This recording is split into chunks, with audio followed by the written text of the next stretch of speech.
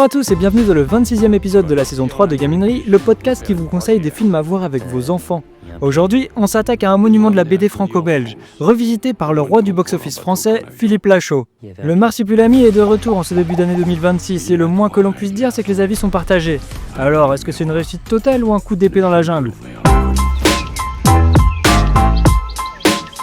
Après avoir adapté Nicky Larson, Philippe Lachaud s'attaque à une autre légende, le Marsupilami. Sorti pour les vacances, le film se veut être la grosse comédie d'aventure de l'année.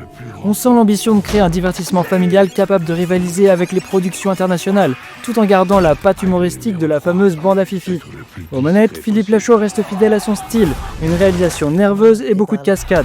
Mais la grande surprise vient de la technique. Pour donner vie à la créature, le film utilise un mix bluffant d'animatronique pour les plans serrés et les interactions réelles, et des images de synthèse pour les mouvements rapides. Le résultat est impressionnant. Le Marsu a vraiment un poids, un regard expressif et sa queue de 8 mètres est gérée de façon très inventive. Techniquement, c'est du très haut niveau. Mais avant d'aller plus loin, de quoi ça parle ? Philippe Lachaud incarne un explorateur un peu lâche, qui pour éponger ses dettes accepte de guider un scientifique rigide, joué par Tarek Boudali, au cœur de la Palombie. Leur but, trouver une plante légendaire, mais sur place, ils tombent sur une famille de marsupilami et se retrouvent traqués par des braconniers sans scrupules. C'est une course contre la montre pour protéger la créature et sortir de la jungle en un seul morceau. D'abord, rendons justice au film, le Marsupilami est bluffant. C'est sans doute la plus belle réussite de cette version. Le mix entre l'animatronique pour le côté tangible et les images de synthèse est un bonheur visuel. On y croit à 100%. Quand il interagit avec les acteurs, ce n'est pas un dessin animé collé sur l'image.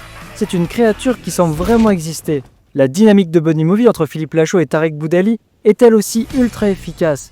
Ils se connaissent par cœur et ça se sent, le timing comique est vraiment millimétré et leur duo fonctionne à merveille.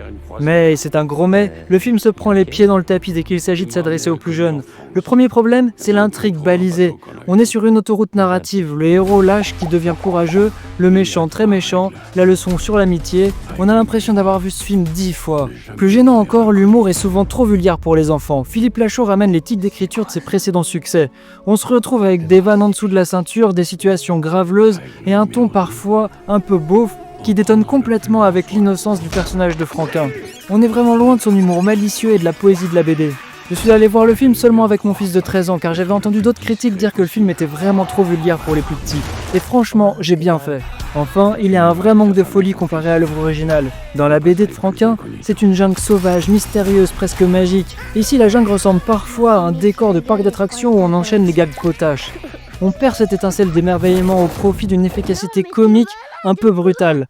En voulant faire du Lachaud, le réalisateur a parfois oublié de faire du Marsupilami. Et c'est vraiment dommage. Ce Marsupilami version Lachaud est un divertissement techniquement impressionnant et souvent efficace, mais qui manque cruellement de finesse. Les ados et les fans de la bande à Fifi seront aux anges. Mais pour les plus petits et les puristes de la BD, la vulgarité de certains gags risque de gâcher la fête. C'est un film qui a du peps, mais qui oublie parfois qu'il s'adresse aussi à un jeune public. Alors attention les parents, emmenez vos ados et vos pré-ados, mais pas les plus petits, qui au mieux passeront complètement à côté des blagues, mais qui pourront aussi vous poser des questions vraiment gênantes à la sortie de ce film. Et voilà, abonnez-vous pour ne louper aucun épisode, que ce soit sur les plateformes de podcast ou sur ma chaîne YouTube. Mettez-moi des pouces, des j'aime, des likes, des boosts, et surtout laissez-moi des commentaires. J'adore les commentaires, je réponds à tous les commentaires. C'est facile parce que j'en ai pas beaucoup de toute façon. Allez, à bientôt pour une prochaine gaminerie.